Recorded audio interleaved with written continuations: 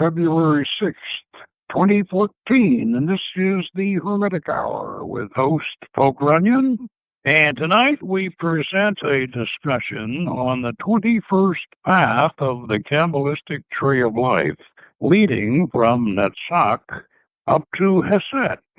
Now this is the path attributed to Jupiter, and the Hebrew letter Kaph, which represents the hand, and the tarot trump, the wheel of fortune. Now the Sphere of Chesed is also attributed to the planet Jupiter, making this a very powerful positive combination. And we have a unique interpretation of the Wheel of Fortune, which also appears in our Crata Repoa initiatory system. Chesed, Jupiter, is appropriately ruled by the Phoenician Father God, El, spelled Aleplamed, and we place the Phoenician God Dagon in residence there. Chesed also relates to Atlantis as the ruling realm of the mythical world. So, if you want to go back in time with us and meet an amphibious ancient astronaut, tune in and make the journey with us. Now, before we get started here, I want to make a couple of announcements of things coming up. On February 15th at 7 p.m. in Austin, Texas, our own Frater Heracles will be presenting a lecture in cooperation with Austin's SOMA, Society of Magical Artists. This is an evening with John Sheffield, Master of the Ordo Templi Astartes, Austin Hermitage, discussing the OTA's Solomonic magic. And if you are in Austin, Texas, in that area, and you'd like to attend this opportunity to learn about the OTA and its growing new launch in Austin, please contact SOMA, S-O-M-A, at their website. Now, this is www.austonsoma.com, or email them at info@austonsoma.com for location and details. And also, SOMA has a Facebook page at www.facebook.com/groups/Austin Soma. Now, this is not something that you want to miss if you're in that area, and you also want to check out the resources on the internet. I'll go over those again so you're sure you got them. The website for SOMA is www.austonsoma.com. The email for them is info@austonsoma.com. And the Facebook page for them is www.com/groups/Austin-Soma. Now, along with that, next week, or here on the Hermetic Hour, we are going to have the people from SOMA in Austin calling in, and they're going to talk about what they're doing and what the occult community in the Austin area is up to. And so next week's show we'll be having SOMA on board with us. So let's be sure we support our local Austin people. You know, they got a sign outside of Austin. Keep Austin weird. I guess Austin is the place in Texas where you can get kind of weird. We've been down there, and I'll tell you, they're down there all right. We went to the Spider House. Oh boy, that was cool, man. I tell you, it made me. It almost felt like going back to the 1970s again. Anyway, so that's what's going on in Austin, and Crata Heracles is doing a great job down there. Now, tonight we're doing the 21st path, and this is quite special for us. And I'm going to go over the I'm going to go over the correspondences. I use John Greer's Paths of Wisdom book here. So we could go over the correspondences of the paths, just to get the technical details out of the way here. Oh, the letter for the path is Kaph, and it represents the hand. The name of God is Aleph Lamed El. That just means God, and of course that represents that, he was God a long time before Yahweh came along, and still is God, and he was probably the God. He was the God of the 10 so-called lost tribes of Israel. Actually, they were never lost. they just stayed there when the Yahweh worshippers were hauled off to Babylon, and that was only two tribes and a few Levites.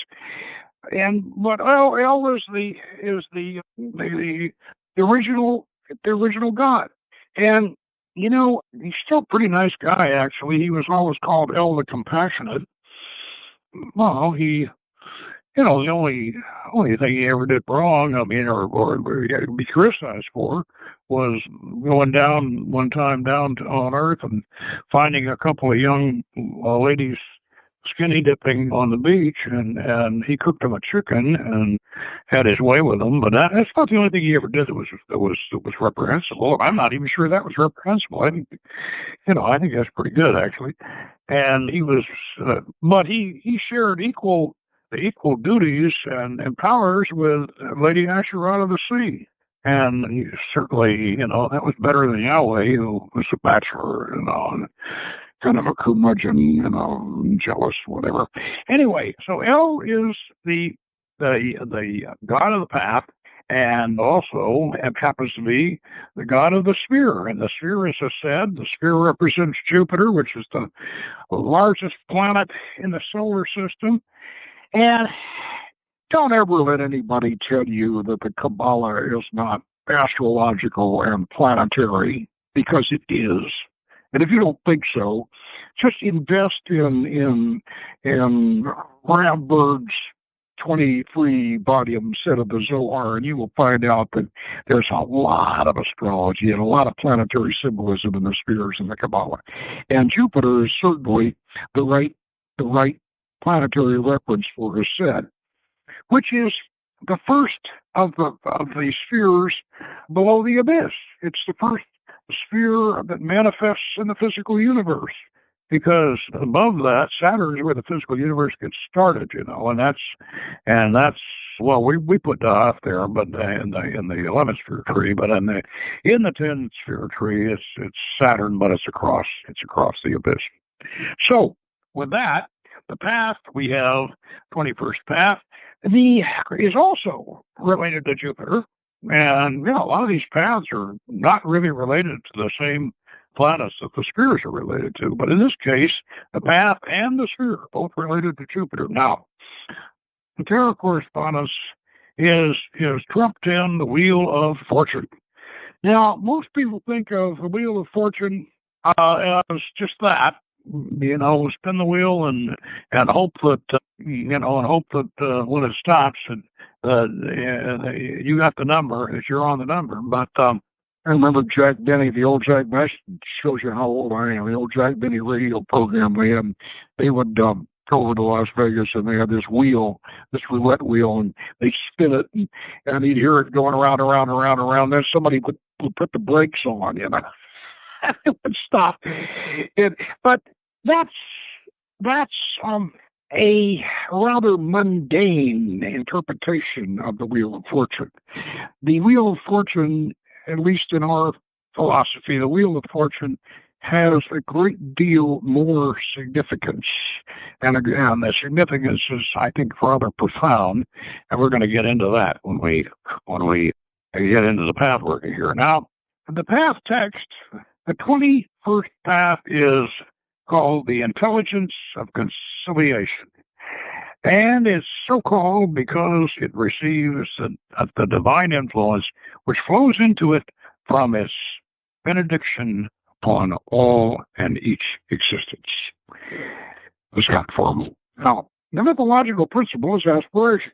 The experiences of the path, and this is according to what John has here, flight or views from a high place, journeys among or up the mountains, brilliant light, often rainbow-colored, emotional exhilaration. The entities on the path, pilgrims journeying, eagles, and other winged. That's very accurate. Now, magical images. An arch of clear violet bearing the letter Kaph in brilliant white on its keystone. The door in the arch bears the image of the trump. And that, of course, is the Wheel of Fortune. Now, colors in that salute, violet, Cambria, blue, and that's what it is in the minute and month of blue. In Yetzirah, rich purple, in Ashia, bright blue, rayed with yellow. Now, that gives us, and this is the path, if you're visualizing the Tree of Life, or if you happen to have one in front of you now. More, if you're familiar enough with it to be able to close your eyes and see it, or keep your eyes open and look up and see it. Here's Netsach down here, nice green Netsach, sphere number 7, attributed to Venus, sphere of nature, and the sphere of... We have a call. You're on the Hermetic Hour. Who am I speaking with? Hey, Poke, it's Frater Solomon. Well, welcome back, Frater Solomon. So I understand that Saturday night we're gonna do one of your fabulous Merkaba chariot ascension operations, right? Well, I guess there's some people calling for that, so yeah, that's what I'm going to do. I'm figuring out exactly what would be the best one to do. Probably the Angel of the First Palace would be a good place to start. Well, yeah, I'm looking forward to it. Now, let me go ahead and get going on this, setting up this path here, and then when I get this set up, we'll get back to you. Just hang on, we'll get back to you for your comments. Now, okay. Yeah, we're going basically with this path. We're going up the Pillar of Mercy. That's on the right side of the tree as you look at it. And the Pillar of Mercy, we're going straight on up, and we're going from Netsach up to Chesed. And when we're crossing in doing this, we're crossing the veil of the sanctuary. And this is, as those of us, if you have been following our pathworking session, this is a boat working. Now, what I mean by that is we're going to take off. We're not going to have to walk or take the dolphin boat and go across the ocean all the way up to the Isle of Netsach, the way we would do. We're going to fly over it. We're going to fly over the reef and over the sea and over the Isle of the Dark Mother and all of that. We're going to get to the temple of Venus, which is Netsach. And of course, as you folks remember, especially you associate members who have our pathworking DVD, and if you're an associate member and you don't have our pathworking DVD, well, come on now, I'll ask you with the program. But anyway, the Temple of Venus, as we envision it in Netsach, is as the temple, and it is a pool of living water, and the goddess sits in it, the goddess Astarte, and she's visualized as 50 feet tall, and she's sitting in a pool of living water. She's translucent, and all of her chakras are visible, and of course she represents the whole physical universe. And that path involves your experience in her psychic centers, which is a sort of an inside-outside miniature and giant experience, magical experience, because it represents the whole universe. Now, we're going to, of course, fly in Kusor's boat, which spreads its wings, and we get on in the Temple of Malkuth, and we fly over the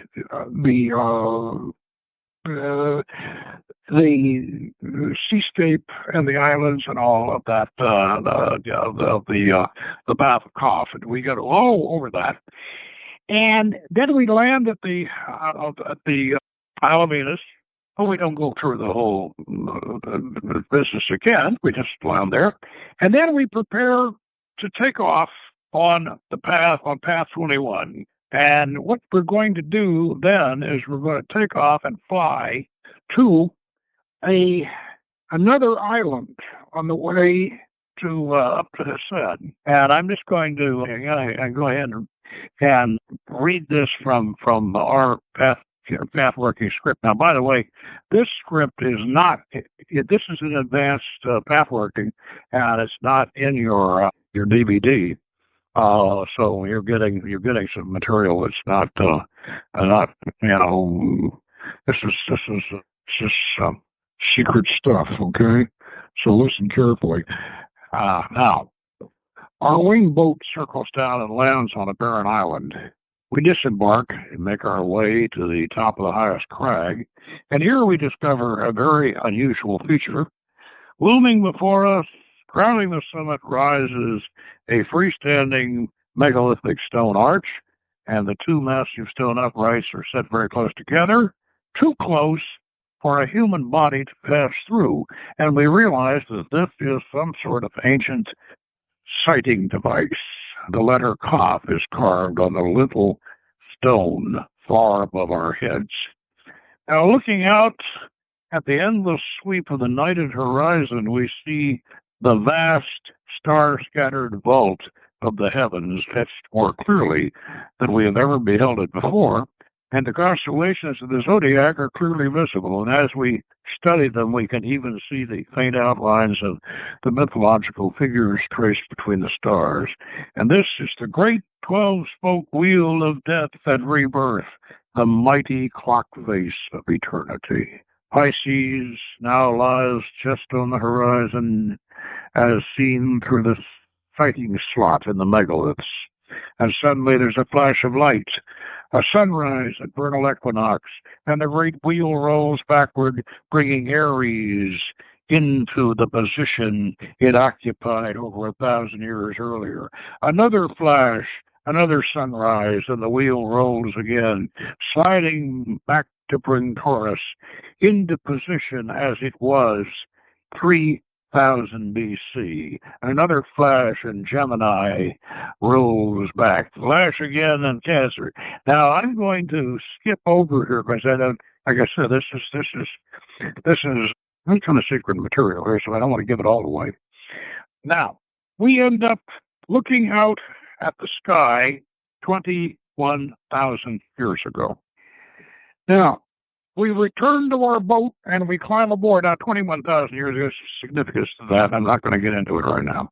We return to our boat and we climb aboard, and the boat spreads its wings and flies out into the sunrise. And as the beautiful dawn spreads its light over the ocean below, we see a vast island continent on the horizon. And as we approach this landmass, we see the distant shimmer of a great city on the seacoast. The rising sun reflects off domes sheathed in ruddy metal and surmounted with dazzling crystals. The city is laid out in a series of concentric rings, which we see are actually water-filled canals, over which 4 great causeways form an equivalent cross, like the arms of a compass rose. Great towered bridges rise at the north, south, east, and west gates of the city. Now I'm going to stop reading from the script because I don't want to give away this material completely. But anyway, this is obviously a description of very ancient Atlantis. Now, Atlantis, aside from being what some people would consider an evening isle fantastical, Atlantis is also a very, very important part of Western esoteric mythology and the Western esoteric tradition. And that's not in the theosophical end of things either. That's the Western esoteric tradition. And Plato wasn't the only one who wrote about it. Diodorus and others also wrote about it. Brother Solomon, you want to talk about some of the sources of Atlantis and all of that? Let's hear some more evidence about this. Well, one of the forgotten texts that really helps key in on Atlantis and gives a lot of its history is, is Diodorus Siculus.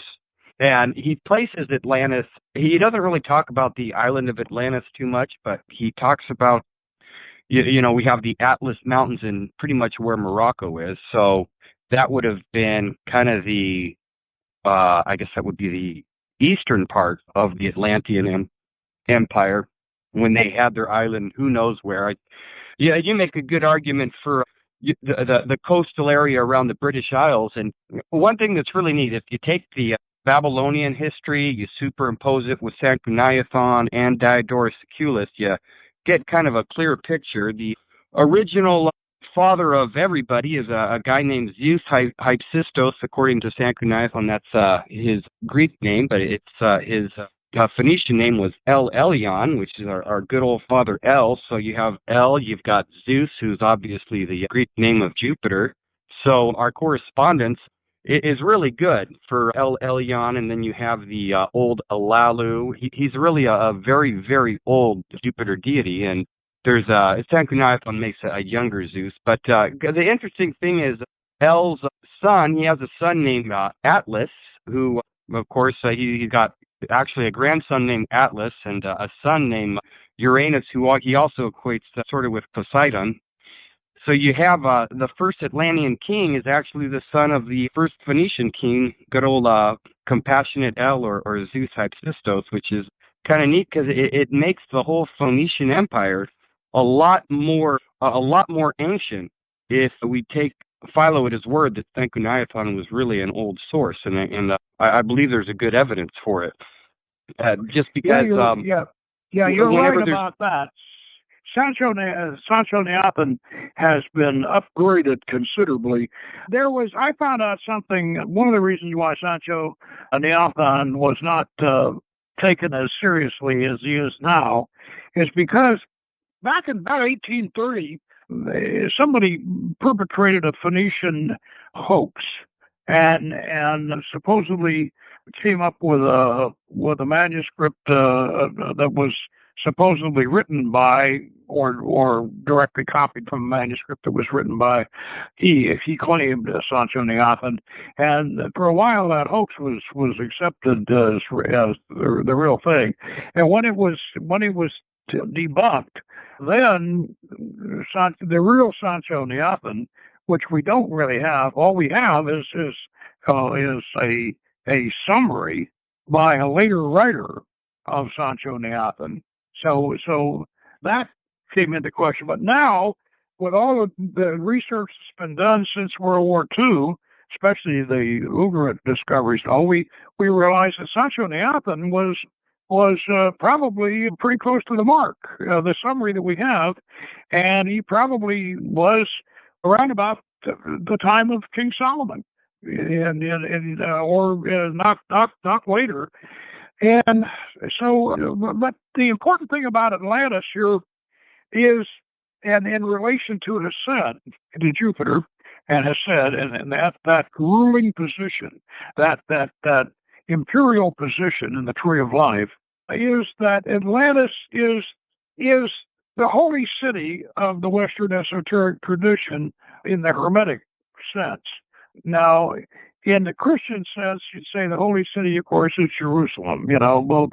Both the heavenly Jerusalem. That's the holy city for the Christians, and the you could say that some people would say that the holy city for the Hermetic tradition is Heliopolis in Egypt, but in modern Hermetic mythology or modern Hermetic legend, we consider Atlantis to be our mythological city, like Petalbut in the Parzival and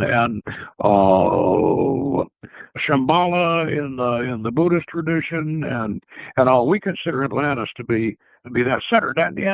And Atlantis, it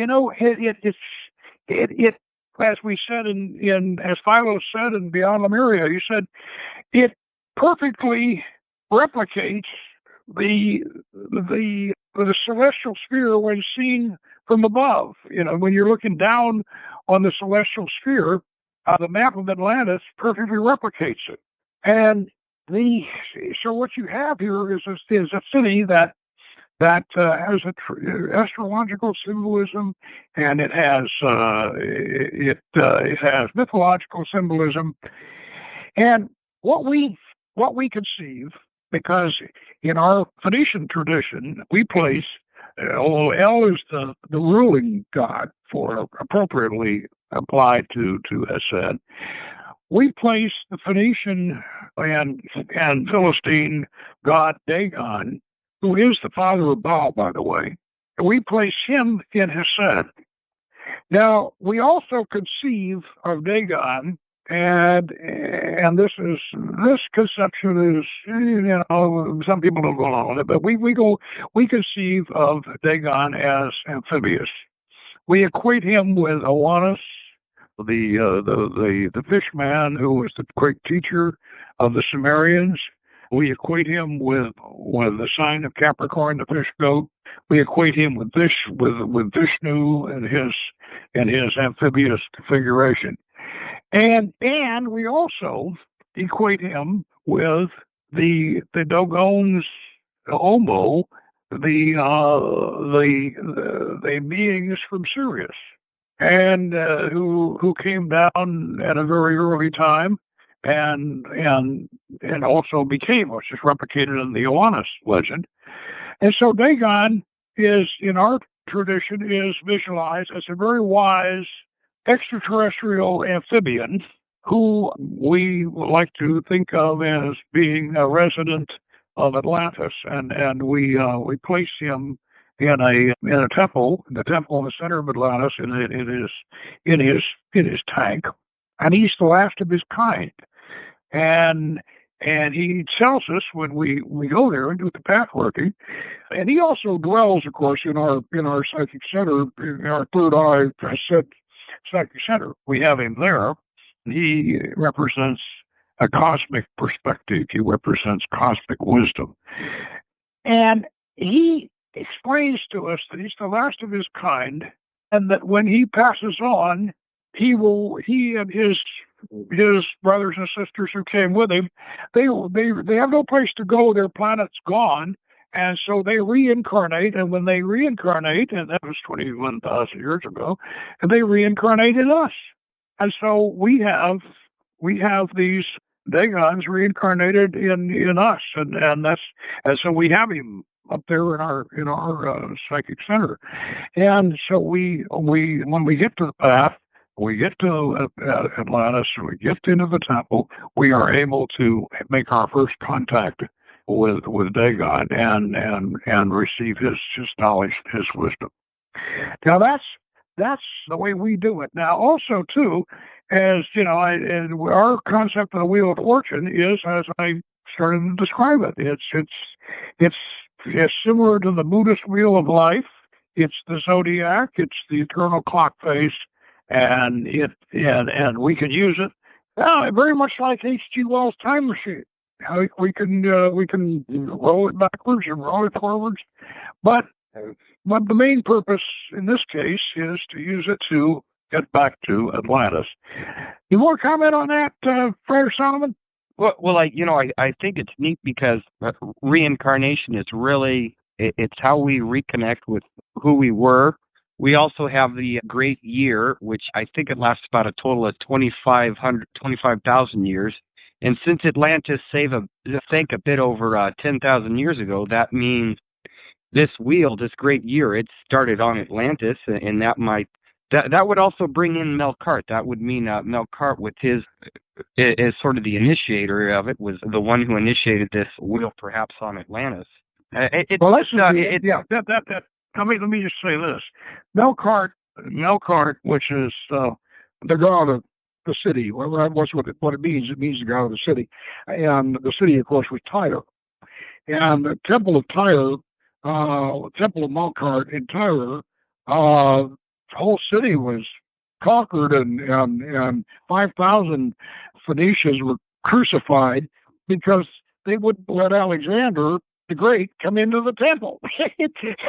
and the reason why, because that was their their big secret. That the Phoenicians, and that was the connection. That was their connection to Atlantis and their connection to this 22,000-year-old zodiac.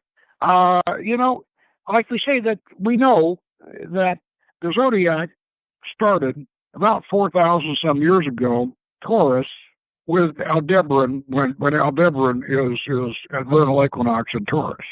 That's the beginning. That's called bullseye astrology. That's the beginning of the zodiac. But actually, we're saying, and we believe, that it's really not the last age of Taurus. It was the age of Taurus all the way around before that. Not 4,250 some years ago. It was 22,000 something years ago.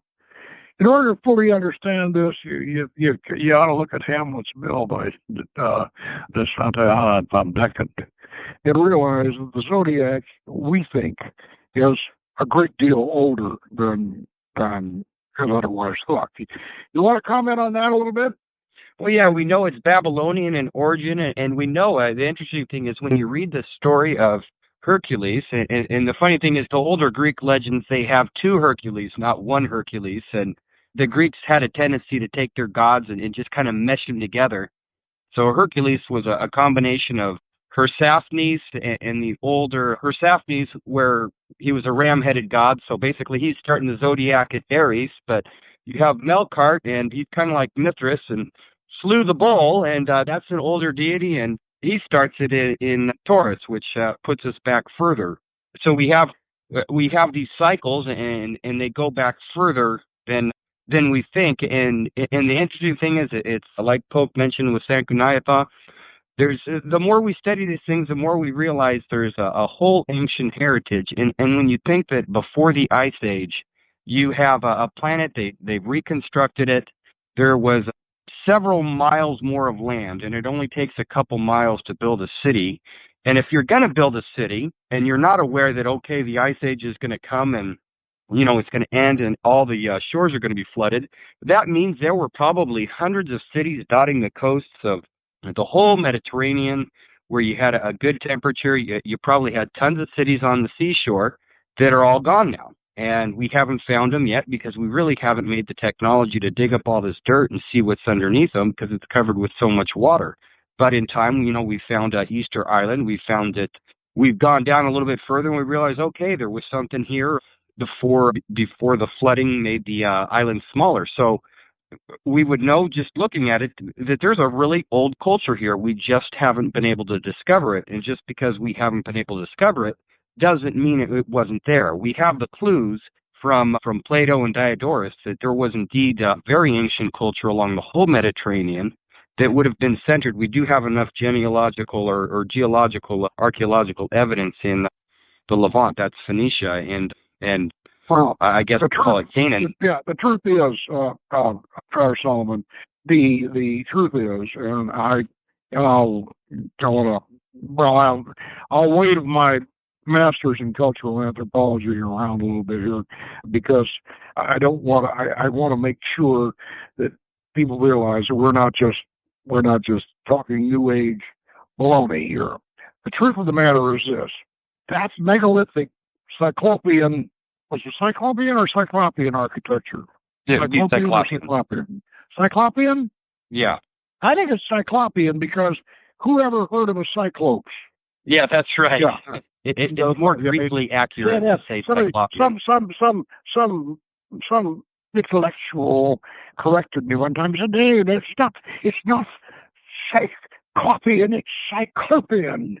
And whereupon I said, well, yes, I didn't Homer write about a cyclops? Whatever. But anyway, Cyclopean architecture, that those huge, gigantic, rough stones, that are so big that you just can't conceive how anybody can even move them. That architecture actually goes older. It gets older and it gets more prominent the further west you get, and as you go down toward the coast, in Spain and in France, those chamber tombs get older, and there's more of them. And the hypogeum on Malta is so old, nobody, they know it's at least 10,000 years old, and probably older. And so the evidence, the actual evidence for this very, very, let's use the word advanced. Let's say very powerful, dynamic, ancient civilization. The evidence for it gets older and more impressive as the further west you go. And I just read in this very, very excellent book by Sanford Holst called Secrets of the Phoenicians that he says the Phoenicians brought architects from Malta, Europeans, architects from Malta, to Egypt to build not pyramid, the step pyramid of Djoser. And he says that was built by European architects that were brought by the Phoenicians in their ocean-going ships to Egypt from Malta.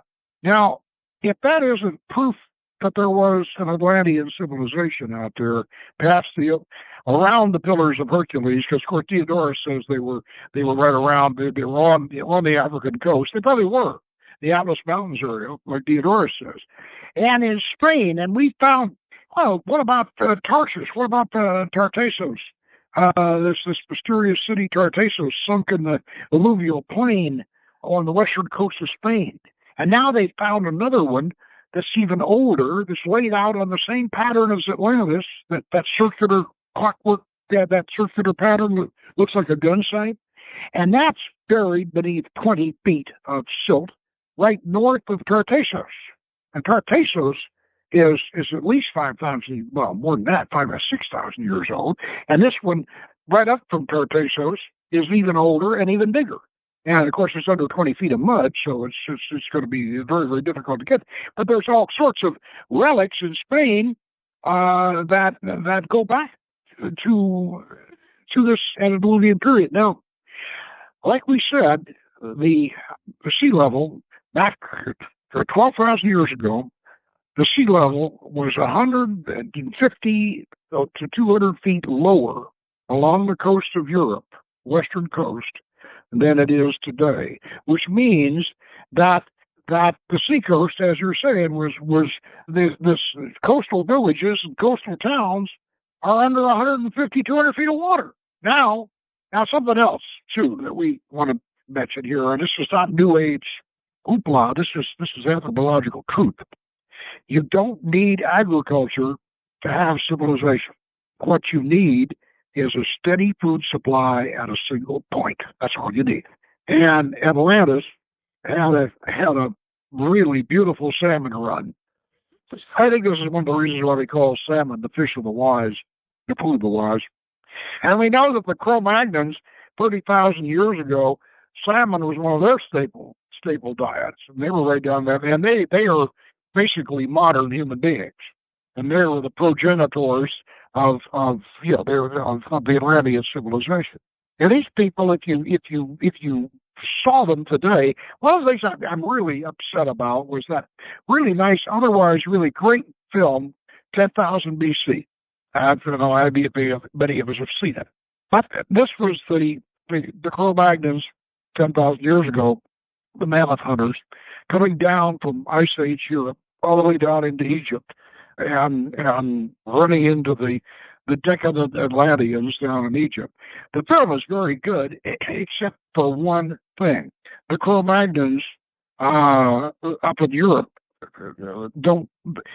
they're wearing animal skins. They look like alley-oop cavemen, and they're wearing untailored animal skins, and putting sheep fat in their hair and bones in their noses, and they look like Stone Age, our idea of Stone Age savages.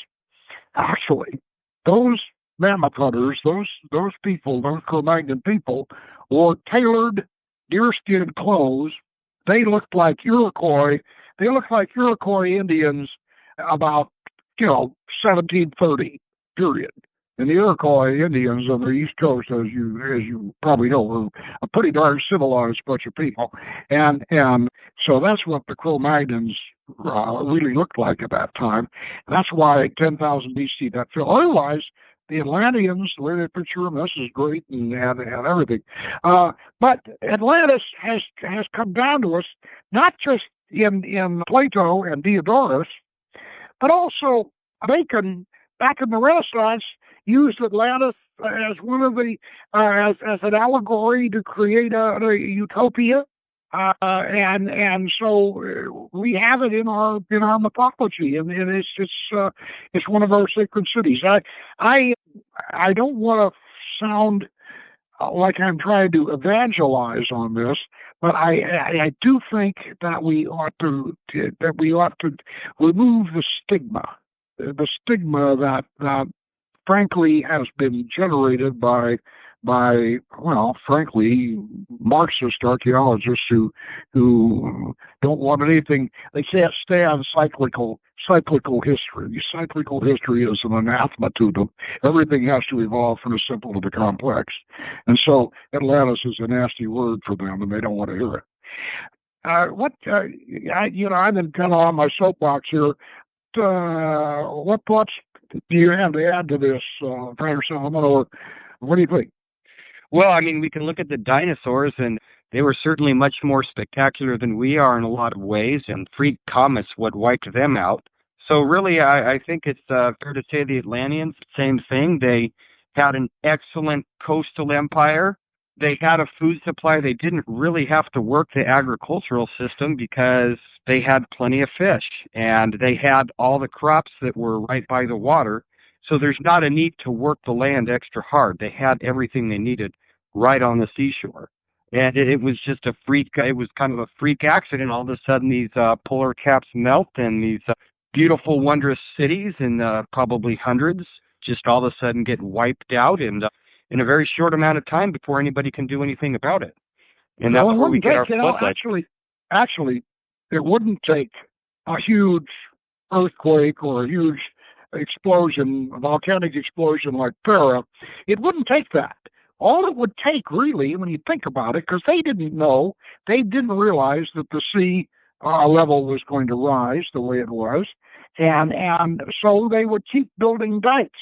And this is one of the reasons why maybe that circular pattern like that. Maybe these were great big dikes, like Holland and like New Orleans, for heaven's sake. Katrina is a perfect example of what happened at New Orleans when Katrina is a perfect example of what may have happened to Poseidonis and Atlantis. Is they keep building these dikes, and because the sea level keeps rising, and these dikes get really, really huge, and the sea level keeps rising, and then they have one big storm. That's all it takes, and down it goes.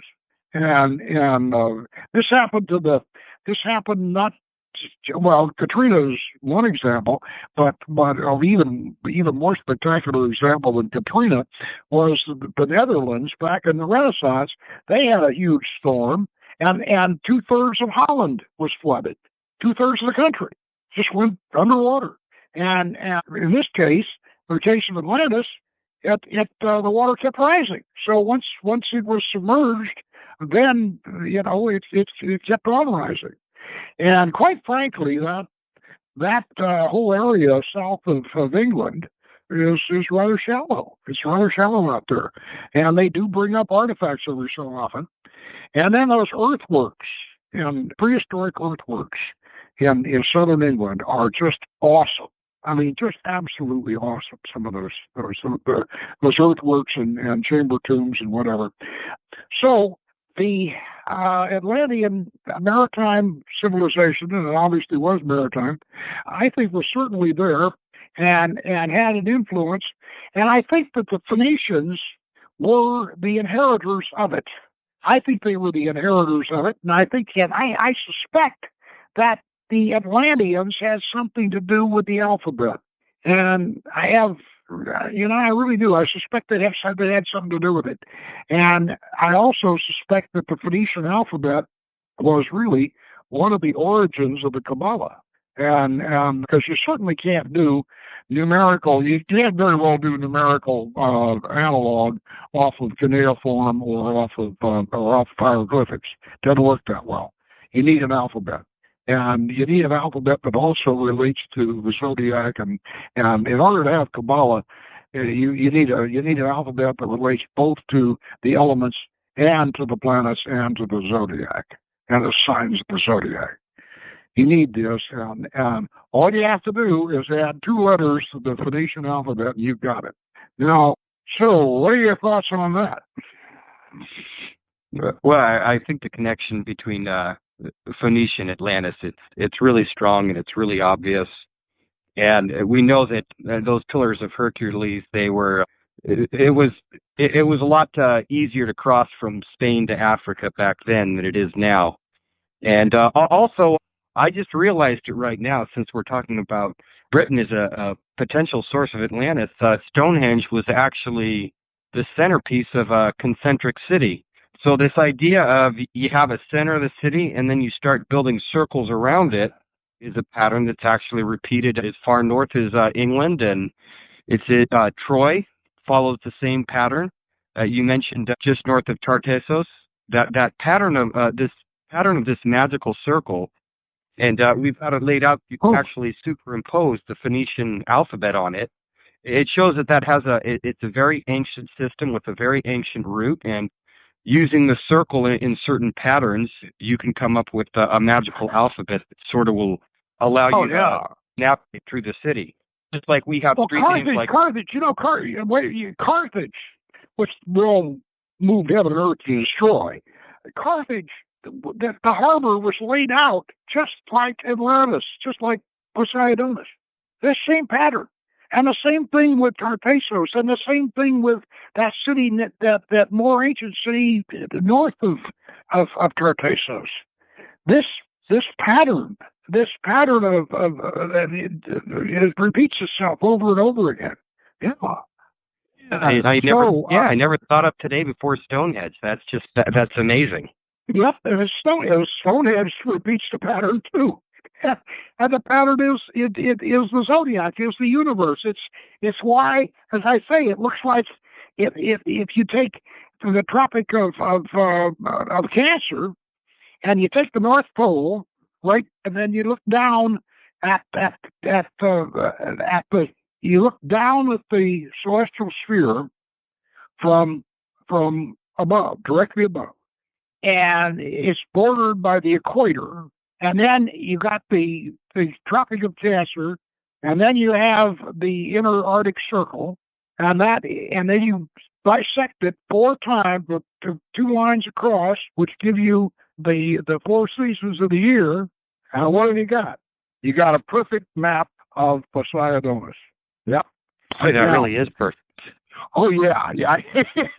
It does, and that of course is our version of the Red Cross, as you know, and the Enneasphere fits right into it, and that comes supposedly from Cagliostro and from the Crata Repoa. Anyway, so I want to go over this announcement about next week again, and let's see now. Thursday, February 13th, the Hermetic Hour, the Society of Magical Artists in Austin. That's FOMA, and that's not a mushroom club, at least I don't think it is. Anyway, Society of Magical Artists, and we'll have Messrs. Paxton Knight and Paul Rana and Jeff Contreras, and they will be calling in, and they are going to be calling in next week, and we're going to talk about things esoteric and magical in Austin, Texas. And so be sure and listen in next week for that. And meanwhile, have a good weekend and good magic.